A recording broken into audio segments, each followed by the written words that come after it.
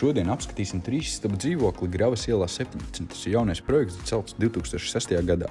Dzīvoklis pats ir 99,2 kvadrātmetri, no kuriem 17,2 ir terase kopā ar balkonu. Tagad skatāmies uz mūsu plašo viesistabu, kopā apvienot ar virtuvi, un kas ir ļoti forši dzīvojot mansardas stāvā, ir mūsu augstie griezti. Visaugstākajā punktā tie ir 3,85 kvadrātmetri. Skatāmies tagad pa logu uz terasi. Terasē var no rītiem baudīt forši tasi kafijas, vakaros šeit var labi pavadīt laiku, brīvdienās grilēt un saulainās dienās sauļoties, jo tur iziet uz dienas sauli. Tagad skatāmies, mums ir viens liels sanmazgls. Sanmazgls ir dzīvokli tikai viens. Manuprāt, tas vairāk nekā nepieciešams. Protams, ja ļoti grib arī to sadalīt divos sanmazglos. Skatījāmies, ir arī savu noliktava. Un tagad skatāmies uz master guļamistabu.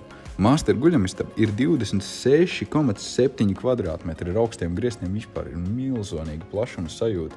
Skatāmies augšā uz jumta logiem, kur vakaros var vērot zvaigznes. Un redzam tagad iekšpagalmu. Iekšpagalmā ir 2 garantētas vienmēr virszemes stāvvietas ar caurlaidēm.